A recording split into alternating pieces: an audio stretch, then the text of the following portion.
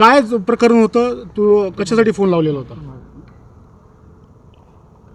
परळी नगर परिषदेचे नगराध्यक्ष उमेदवार दीपक देशमुख त्यांनी मला 29 तारखेला फोन केला होता किंवा तुझ्या नोकरीचं काम मी करतो, तू राष्ट्रवादी काँग्रेस पक्षामध्ये धनंजय मुंडे यांच्या गटामध्ये प्रवेश करू नको, तुला 6.5 लाख रुपयाची ऑफर देतो. मी म्हणलं मला ऑफर नाही पाहिजे, मला नोकरी नाही पाहिजे. मी आज भारतीय जनता पार्टीतून मी आज भैया धर्माधिकारी यांच्या नेतृत्वाखाली, अयुब भाई यांच्या नेतृत्वाखाली 1 रुपया न घेता मी आज समाजाच्या भल्या करण्यासाठी मी 1 तारखेला सायंकाळी 7 वाजता धनंजय मुंडे, पंकजताई मुंडे यांच्या उपस्थितीमध्ये गणेश पार येथे जाहीर सभेमध्ये मी प्रवेश घेतलेला आहे. आणि त्याच्यानंतर मी प्रभाग क्रमांक 4चा भाजपचा बूथप्रमुख होतो. त्याच्यानंतर मी राष्ट्रवादीमध्ये गेलो, तिथला बूथप्रमुख म्हणून मला निवड केली भैया धर्माधिकारी आणि आईबहिणीने. मी तिथं बूथ व्यवस्थित पार पडलं. त्याच्यानंतर त्याची अंगाची मुंगी झाली आणि त्याच्यानंतर त्यानं माझ्या भावाला श्रीकांत मस्के, मुन्ना मस्के, गणेश मस्के यांना ब्लॅकमेल केलं.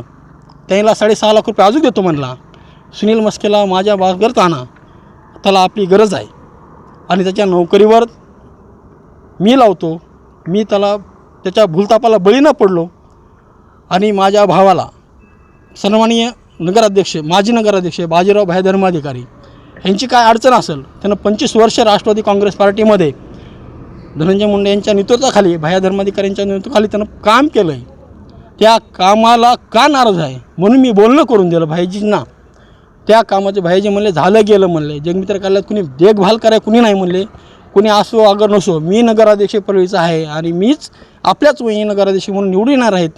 तुम्ही अजून परत या, चुकीला माफी करून तुम्ही डबल पक्षामध्ये प्रवेश करा, एवढंच बोलणं करून दिलं.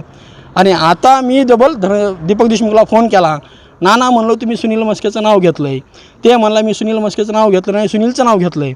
मी म्हणलं स्पष्ट पत्रकार परिषदेमध्ये तुम्ही सुनील मस्के नाव घेतलं आहे आणि त्याच्या कार्यकर्ता मी नाही. ते ना पत्रकार परिषदेमध्ये म्हणला की सुनील मस्के माझा कार्यकर्ता आहे. मग मी त्याचा कार्यकर्ताच नाही ना. मग त्याला आता मी विचारलं तर म्हणते तू धमकी द्यायलास मला. मी म्हणलं तुला धमकी देत नाही, तू माझं पत्रकार परिषदेमध्ये आत्ता लाईव्ह पत्रकार परिषद तुझी ऐकल्याच्यानंतर तू माझं नाव घेतलं सुनील मस्के हा माझा कार्यकर्ता आहे. कुठून त्याचा कार्यकर्ता आहे त्याचं सिद्ध करावं. त्याचं मी त्याच्याबरोबर आहे का, त्याचा माझ्याबरोबर फोटो आहे का, त्याच्याबरोबर कधी माझं संभाषण आहे हा. आणि हा माझ्या आयुष्यातला माझ्या नोकरीवर चलत यायला ते दीपक देशमुख. आणि माझ्या नोकरीचं बरं वाईट झालं तर त्याचेच माझ्या आयुष्याचा जिम्मेदार असेल. मी उद्या आत्महत्या केली तरी दीपक देशमुखच माझा जिम्मेदार असेल, दुसरं कुणीही जिम्मेदार नाही.